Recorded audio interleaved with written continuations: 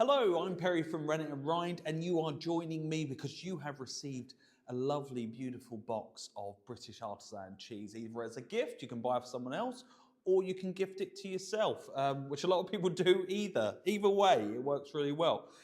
We are a small independent business based in Cambridge, opened our first bricks and mortar shop it's over a year ago now, in Stamford, Lincolnshire. So if you're ever there, get to see all the cheese in position. Stamford is a lovely day out. And I'm a qualified affineur. I became Britain's best cheese maturer 3 years ago. I returned one again, and last year I was invited to judge. So you're in my maturing rooms, or one of them, and all the cheeses here are carefully selected, matured, looked after to find that timeline of when the cheese is absolutely perfect for you to enjoy at home. And I put these together because they should give you all the simple flavors, and I just kind of want to walk through them and tell you why I like them. So you get, I'm a world cheese judge as well. There's more to that. I was entered in the Hall of Fame of cheese, getting like this kind of badge here. It's kind of a guild, but it was a real honor to get in. And hopefully that tells you why I'm qualified to pick these cheeses for you and hopefully talk about them. So I'll be brief because I want you to enjoy the experience. But all the cheeses, they come in this lovely little box. If you don't want to listen to me, as always, you've got your tasting notes in there and your care guide on how to look after them, and a little bit more what we do at Rennet and Rind. Your complimentary biscuits from us, love Peter's Yard, nice and neutral, don't interrupt in the cheese, and this is what we're looking at. So let's dive into our first cheese, which is very exciting. This is Wigmore. So we're starting off with a sheep's milk cheese. Before we were aggressively into our cow's milk, predominantly we were sheep farmers back in the day. The whole idea behind it was that you can shear sheep. They kind of give a resource constantly as well as milk. And we kind of lost that as the years went by. We gravitated more to cow, higher yields really.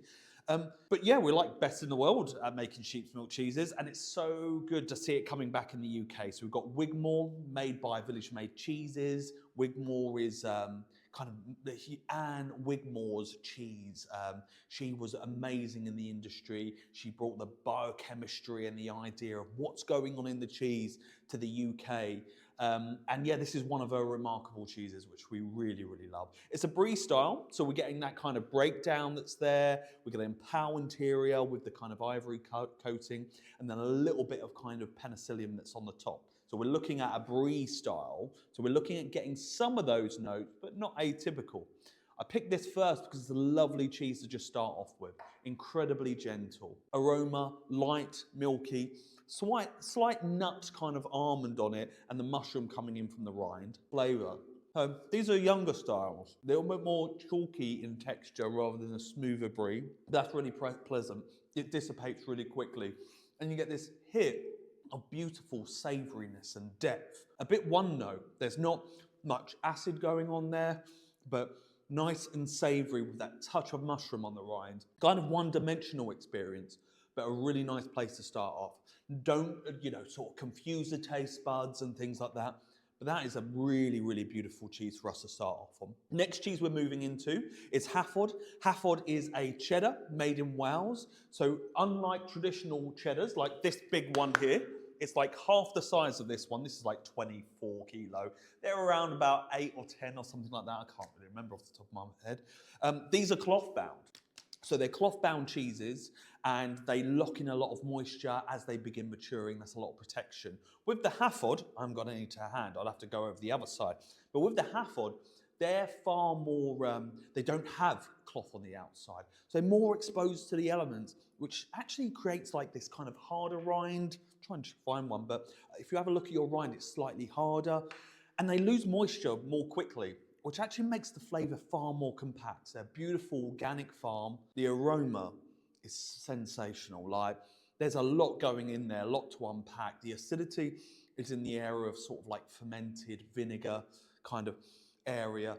Back note of that savoury, a little bit of grass coming through, and that sweetness as well.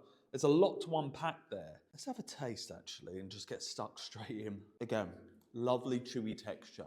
Kind of Conte-esque actually, the smoothness of it and the togetherness of it and the compactness. Nice and easy journey. Salt and vinegar kind of twist with the crisps kind of idea. Nice zing at the back, but not too overpowering. nice and light, a gentle experience, a lovely finish. A finish that's just savory, fits in the area of like kind of like brothy with the battle of acid that's going on there, but very perfumesque at the finish, which is just stunning. Nice and light and not too overpowering for some of the big cheddars that we're used to. That's really great. Next cheese we have up is a bit of a crumbly. Applebee's, one of the oldest cheeses that we make in the UK, a Cheshire. Got this kind of rich colour on the interior. That's an annatto colouring that goes into the milk, kind of brought over in the Victorian areas, where you'd skim off the fat off your milk and you would make butter out of it because that would make more money. But then your cheese would be left looking quite pale and sad. And you would get less money for that. So essentially, they'd put this annatto colouring in that lift up the colour of the milk. Then just time happened and we had more orange cheeses. But one of the oldest cheeses that we make in the UK. We've been maturing a lot of them here, ready for this month. Let them dry out, get more gnarly, get more character, because there can be a degree of oversimplicity in the Applebee's. So if we have a smell, we got that real, like, strong acid, territorial style, that mix between yogurt that's there, like as you unpack your Greek yogurt at the top lid, that's the prominent flavour, that aroma that I'm getting. On the rind, it smells like this room. So if you want to be teleported to where I am right now, smell-o-vision type style, have a smell of that rind, and that's where that's where we are. So let's have a taste. Really good moisture content. That typical cheddary kind of lightness, mild cheddar kind of lightness that territorial styles have. Dryness, this is a nice textural difference. So not only am I looking at different flavors, I'm looking at different textures to really question your palate that's there. But so grassy, and it feels really, really fresh. That zip and that yogurt's coming in that we were talking about, that strange yogurt kind of Greek style that's coming in. I would say, typically, as we get closer to the rind, that's nice to try with the whole cheese. We're getting that kind of abrasiveness that we put in the maturing, in the rind, that degree of slight pepperiness, which kind of unlocks the complexity of the cheese and makes it a little bit more powerful. Little tingle there as well, like a trigeminal reaction, it hits you right there. So interesting. That's a delicious cheese at the moment. So we've kind of got a savory, sweet kind of element out. Now for another textural difference, this is Mayfield, made by Allsop and Walker. Really great cheese. It's much improved over the last couple of years. It used to be a bit one note, if I'm being honest, but now we've got some depth, some layer in it, some complexity, which is amazing. You're going to see these opening of eyelets where that's bacteria, live, good bacteria in there, breathing out and creating these spheres. They're not holes, they're spheres that the bacteria is blowing out, which is typical of these Emmental kind of styles that we have. Aroma, very, very sweet. That nuttiness is very kind of full on up front, but there's just kind of like a bake to it as well. There's like this bake kind of, it reminds me of the kind of frangipane kind of area as well, that warmth of the aroma that you get. Let's have a little taste. Once again, textural difference, sticky together, hits your gums a little bit, and the flavour is so nice. That sweetness is not cheap, it's really, really pleasing. It's like that warm sweet that you have. It's not like a refined, over-processed sweet. It kind of moves into kind of the area of condensed milk, but with nuttiness and loads of like flour, like a bechamel kind of richness that's in there. That's delicious, and that's delicious because it's so similar, but yet so different to the last three. Lovely, really great. And then we're finishing off with a classic. Yeah, I know it's not Christmas, but we're still, everyone asks me, why does everyone have Stilton at Christmas? It's quite simple. It's because it's when it's the best. The milk, the production, the kind of seasonality, the cows are in, they're on their feed, they're on a balanced diet, it's very rich at that time, rush of protein, rush of solids in that milk, which make it really good. So we've just brought these on a little bit longer, give us a little memory back to Christmas as it's fading away so rapidly. But it's nice to get these flavors at this time, which is great. Coming into this month, the fresh batches that come off, you kind of you lose that rich protein edge that Stilton has as the cows get used to their feed. It's nice to bring them on a little bit longer, get a little bit more challenge out of them in our maturing room. Here they are, really punchy. So we've got that kind of wine, kind of mustiness that goes in there now. A little bit more savory. You know, we've got that kind of bluing that's so iconic and quite big. Let's have all those textures from the last four in one cheese, which is cool. The fruit has really kicked up now in there.